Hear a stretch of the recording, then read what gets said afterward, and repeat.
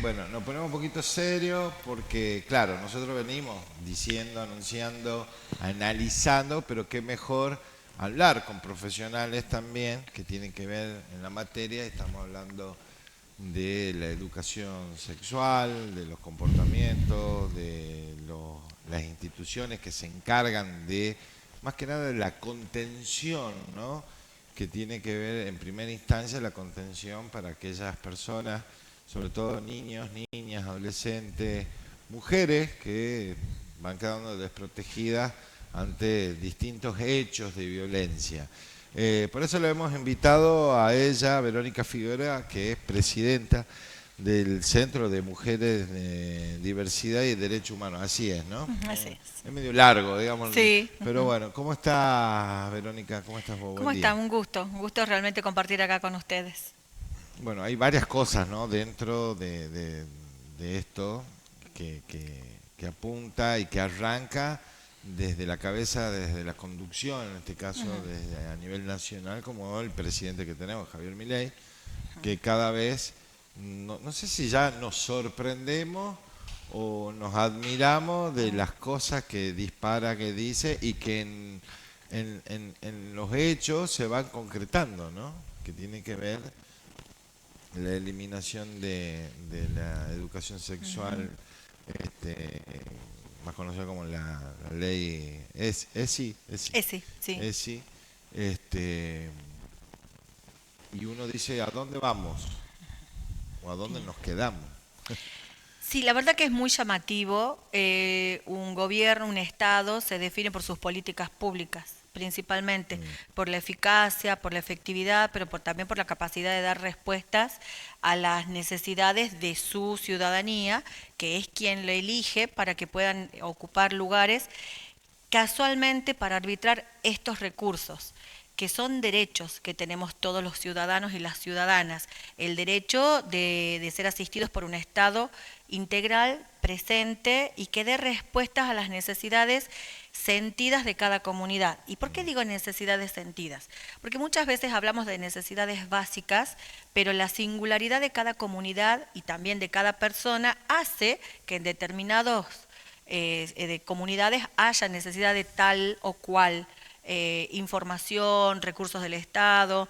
La educación sexual integral, ya que lo mencionabas, y muchos programas que surgieron a raíz de esa ley, que una... Aparte, estos programas o estas leyes surgen por una necesidad. Exacto. O sea, surgen porque se ven vulnerables ciertos derechos. Así es. Por ahí yo leí muchos comentarios y entiendo que, y agradezco la invitación de ustedes acá, entiendo que hay que dar respuestas serias y formales, porque mucha gente comenta, por supuesto, desde su desconocimiento, Sí. pero también desde a lo mejor la esperanza en los representantes que eligieron, que la educación debe empezar por casa. Es cierto, pero si solamente la educación empezara por casa, no existiría ninguna organización educativa a nivel de institución escolar, porque todo lo enseñaríamos en casa. ¿Y qué pasa con los recursos, con aquellos conocimientos que los papás y las mamás No cuenta. no disponen y no tienen por qué saber todo? Sí, el sentido común y la experiencia propia de vida nos va a dar herramientas para criar y educar en cuanto a lo posible de cada persona a sus hijos. Ahora, no estamos hablando de ese sentido común y no estamos hablando de la responsabilidad de cada mamá y papá de tener un criterio, porque vamos a tener mamá y papás que no tienen criterios que sean de protección o de resguardo, vamos a tener, Pueden llegar hasta claro, la multiplicidad. naturalizar ciertas cosas. En el solo hecho de decir, hay mamás que son víctimas, hay mujeres que son víctimas de violencia sexual, por ejemplo, Sí. que sostienen en matrimonios legales, constituidos como la sociedad dice que debe ser o se espera, y sin embargo ellas mismas sufren el índice de abusos sexuales adentro de la pareja que uno elige, esa persona que elijo para convivir porque amo. No estamos hablando de desconocidos, no estamos Mm. hablando de esas situaciones ocasionales en la vía pública, estamos hablando de la persona que convivo, con la que amo, y hay situaciones de abusos sexuales permanentes, como por ejemplo no respetar el no. Por eso surgieron frases como por ejemplo el no es no, para decir, cuando no es de a dos. Yo soy psicóloga y soy sexóloga también, y en esto de trabajar, de fomentar sexualidades sanas, plenas, siempre decimos que todo lo que es placer dentro del ámbito sexual y de la pareja es aquello en lo que están de acuerdo dos personas, si son dos las que están participando del encuentro sexual. Cuando las mujeres o muchas personas no pueden sostener o defender ese propio derecho a elegir, a decidir de qué Sí. manera, de qué forma, o no hay conocimientos. Inclusive me pasaba en el consultorio, me pasa mucho de escuchar y de decir, hoy empezar a hablar recién y decir, yo tuve que practicarme un aborto porque me obligó mi marido. Entonces, la educación sexual integral está prevista para formar desde niños y niñas Claro, y a para todos estos prevenir ciertas sujetos. situaciones que Exactamente. terminan siendo después una problemática, un dolor de cabeza, no, más que un dolor de cabeza, una tragedia, ¿no? Y lo importante es pensar lo que son sujetos de Estado. Son sujetos con derechos, los niños y las niñas. Yo te quiero decir que además de psicóloga y de sexóloga, soy maestra de jardín de infantes. Con lo cual, mi primer trabajo fue formando niños y niñas, niñeces, en ámbitos escolares. Y la educación sexual se incluye desde el nivel inicial. ¿Por qué? Porque contempla todo tipo de relaciones en donde hay una interacción social y no necesariamente es el sexo coital Claro. como se cree, porque me pasa a veces de que me pidan charlas para ir a dar en alguna escuela, en algún grupo, y los papás creen que si va una sexóloga a dar una charla, Le va a enseñar le- a tener sexo, eso. claro, y la verdad que no Nada se que ver. enseña a tener sexo. No. Sí, métodos preventivos, sí privilegiar el vínculo en relaciones sanas, sí buscar para tener relaciones sexuales, es preferible que sea cuando se está preparado y maduro, con la persona que se quiere, de forma cuidada, también con la anuencia, en algunos casos si es posible, de los adultos, es decir, buscamos la cercanía y la complementariedad de la temática sexual dentro de la dinámica familiar, respondiendo a los valores de esa familia, respondiendo, por supuesto, a lo que los papás y la mamá van estableciendo como sus deseos y van marcando como sus límites. Es la vuelta a poder hablar de un área de la vida, porque nos atraviesa a todas las personas desde que nacemos, desde el amor, desde el cuidado. De hecho, frases como amar es cuidar, que hay temas musicales, Sí. artistas que tienen estos temas, y amar es cuidar y demás, que muy lejos están de aquellos pensamientos perversos que a lo mejor desde un lugar vaya a saber de qué intersticios mentales surgen para distorsionar una temática que es real y es acuciante, que permite detectar abusos sexuales infantiles tempranamente, que permite restituir derechos a niños o niñas que están en contextos de gran vulnerabilidad, aunque sea, si no es un abuso sexual directo, hay muchos otros que son indirectos, como presenciar o dormir en la misma habitación que la mamá y el papá, presenciar o escuchar el coito de los padres, que es muy traumatizante para cualquier sujeto, evitar situaciones de promiscuidad dentro de la familia, prevenir, pero tantas situaciones, también la hipersexualización de niños y niñas, todo Que eso. está siendo como aceptado, ¿no? Es preocupante esa parte, ¿no? Chicos muy pequeños, niñas, niños, ya sexualizados, ¿no? Si hacemos un recorrido, bueno, por suerte, Ahí no sé si hay un impacto también con las tecnologías, el tiempo, la falta de tiempo también de sí, los mayores, de prestar más atención, así es. entender las pantallas, la tele, bueno, las aplicaciones. Yo no digo que tengas que ser autoritario, pero a ver, tiene que haber, por eso existen, digamos, normativas que no se están respetando. Uno de los pilares de la ESI es trabajar, se trabaja en los contextos escolares con las tres patas. Las niñeces, las familias y los educadores. Porque también nos pasa a veces de decir, por ejemplo, en alumnos de secundaria, en donde a lo mejor se va a trabajar con, porque además la educación sexual va contextualizada a la edad Claro. de quienes va direccionado. En De el la nivel inicial comprensión. vamos a trabajar desde algún lugar que en la secundaria no lo trabajás otras cosas como prevención de enfermedades de transmisión sexual o la utilización de métodos anticonceptivos. Y pasa con algunos docentes que deben enseñar métodos anticonceptivos. Y cuando le preguntamos, ¿los conoce? Sí, porque los he leído. ¿Los usa?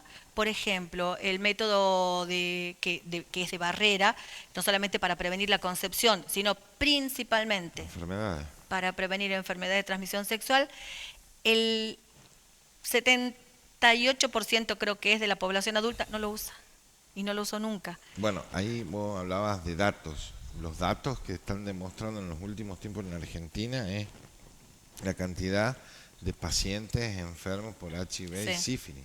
Y sífilis que está sí. empezando a progresar como los países caribeños, Sí. latinoamericanos que están en Centroamérica por la falta de metodologías Así es. preventivas, ¿no? Lamentablemente tiene que ver con el tercer mundo, en donde hay menos posibilidades educativas, menos instancias sanitarias, no se trabaja en la prevención, sino solamente en la atención. Yo pertenezco al sistema de salud provincial, soy psicóloga del Servicio de Salud Mental del Hospital Centro de Salud.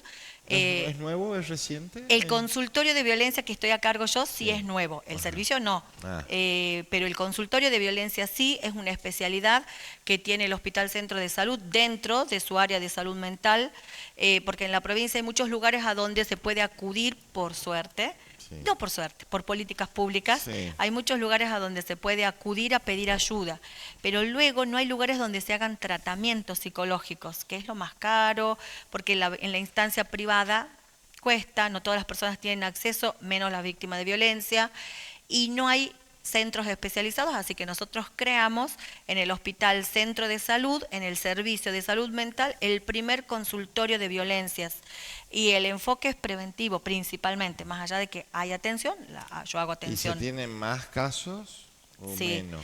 La sorpresa era, bueno, en las reuniones de fines de año que solemos hacer para una temática nueva, para un consultorio nuevo dentro de un servicio, mis compañeros expresaban la preocupación y también la sorpresa de haber descubierto, más allá de que cualquier profesional psicólogo puede atender a cualquier paciente que requiera algún servicio de salud mental, la especialización en violencia con la demanda que significa es altísima.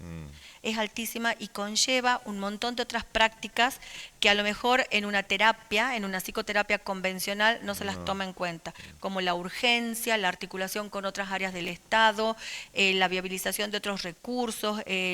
Hay situaciones en las cuales tenemos que trabajar con las víctimas para que puedan darse cuenta ya de aquello que vienen invisibilizando, naturalizando hace años. Bueno, un ámbito bastante lindo, y de ahí surgió un grupo hermosísimo, Saludablemente, que es abierto a todo el público, que se realiza una vez a la semana y donde vamos dando herramientas casualmente preventivas. Y en educación sexual es tan fundamental la prevención, porque vos lo decías recién, ¿cómo se puede enseñar a alguien a que use un preservativo si jamás usó en su intimidad un preservativo? ¿Cómo se le puede enseñar a alguien o fomentar el hábito de prácticas como, por ejemplo, hay análisis que se pueden hacer en hospitales públicos, en el Hospital Centro de Salud se hacen también? Por ahora se lo puede usar. Por ahora, Sí. por ahora. Que se lo puede, bueno, nuestro servicio está a la par del de infectología, un servicio maravilloso donde se pueden detectar con un test simple si se está infectado con VIH, por ejemplo, con toda la medicación hasta ahora para personas que tienen son portadores de la enfermedad, de esa y de cualquier otra enfermedad infectocontagiosa. Es decir, son todos programas de detección, de prevención, de atención con medicación, Sí. que trabajan y que forman parte también dentro de la educación sexual. No es solamente la charla, hay un Claro. estado. Ahí están haciendo una charla para ver que tal cosa, te dicen. O sea, lo resumen o lo hacen muy fácil. Tampoco es complejo. Hay que sentarse, escuchar, entender, estudiar. No es tan complejo. Lo que pasa es que hay un mensaje que quiere disciplinar también a través de esas conductas o esos mensajes de decir no sirve, es un gasto Es cuando innecesario. estamos hablando de inversiones en realidad. Bueno, yo les cuento, por ejemplo, me toca atender pacientes que llegan luego de habérseles practicado una interrupción del embarazo por una ILE, que es interrupción legal. La legal se aplica a menores de edad en situaciones de abusos sexuales, que es decir, forzosos, donde no tuvieron la opción y trabajan equipos de profesionales psicólogos, trabajadores sociales, legalistas, también los médicos, ginecólogos, obstetras, un montón de personas porque a veces recibimos niñas de 15 años, de 14 años, que tienen después que realizar procesos terapéuticos porque de 13 años, porque de niñas, sin saber qué les pasaba, tuvieron que hacerle una interrupción legal porque, bueno, siempre está la pregunta respetando al niño, Claro, claro. si desea o no desea seguir adelante, pero ¿qué puede saber una niña de 12 años si desea ser mamá o no desea ser mamá? Pero además del Acordate de padrastro Carlos o Micaela. del papá, entonces, así es. Entonces, todo esto, primero, con la charlita, esa que tanto descalifican,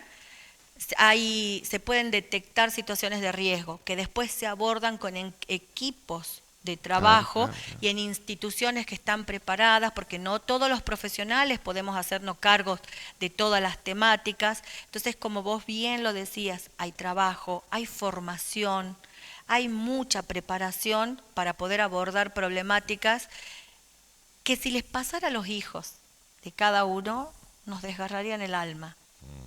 Entonces, ¿por qué no abordar desde el Estado eso que Y si no lo impulsa el Estado, ¿quién lo impulsa? ¿El sector privado? Imposible. no es su responsabilidad, pero el sector privado si lo hace por supuesto, al ser privado con aranceles.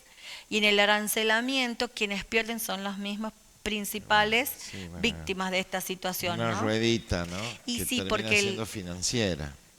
Lamentablemente, bueno, hay que decirlo con todas las letras. tampoco es responsabilidad del sector privado No. otorgar derechos, sí puede hacer ofertas. Claro, pero cuando decimos, si no lo impulsa el Estado, ¿quién lo va a hacer? Si es el rol, garantizar esos derechos.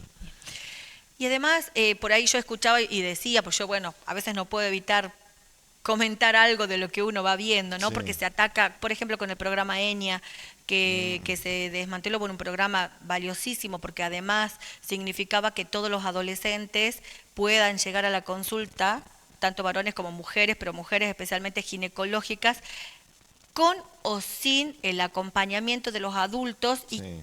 qué significativo esto porque, por ejemplo, en un contexto, en una familia donde hay una menor de edad siendo víctima de abuso sexual, y si ya lo contó y no le creen, no va a esperar a que la mamá la acompañe, porque a veces la mamá también les cuesta tiempo, lleva un Sí, proceso para sí, poder sí, sí. visibilizar, entonces pueden acudir a la consulta y ser asistidas porque por ley era así. Ahora no existe la ley, significa que muchos profesionales para no tener problemas volverán a decir no. Qué macana, ¿no? Cómo se está retrocediendo, ¿no? Con todo esto. Y también con Lamentable. con esto de creer que las charlas, que todo lo que tiene que ver con educación sexual tiene que ver con la orientación de género, que es lo que decía, ¿no? Por ahí decir, Claro, y ahora en Limpito te mandan un discurso en todo el mundo, la mujer es mujer, el hombre es bueno, son dos géneros.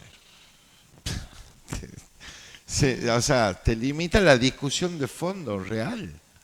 Sí, y es que en realidad nadie puede categorizar tanto porque rompe con el derecho de la otra persona, aunque no sea el mío, aunque no sea mi elección. Si hay una persona que dice, yo me siento identificada con un género distinto al mío, lo va a seguir sintiendo por más que quienes nos gobiernan Claro. digan que no es así. Entonces, otra vez volvemos a la marginalidad, a la exclusión y con Sí, sí, eso a la a total todos, discriminación real. y ahí volvemos de nuevo al riesgo.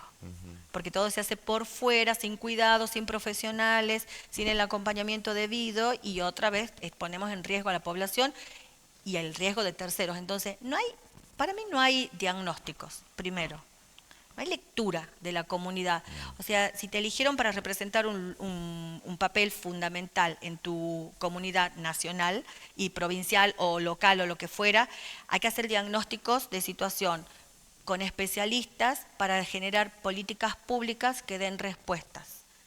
Y eso es lo que divide a los buenos gobiernos de los malos gobiernos.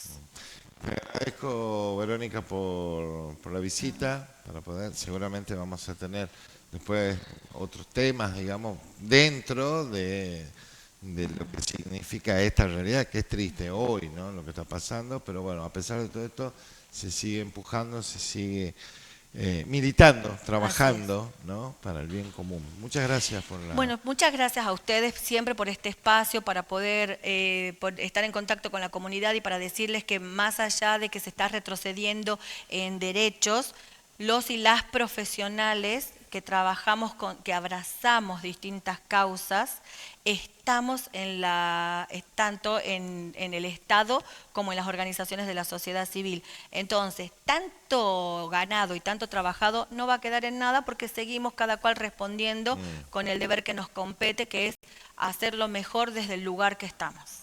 Muchas gracias, ¿no? Buen día, buena jornada.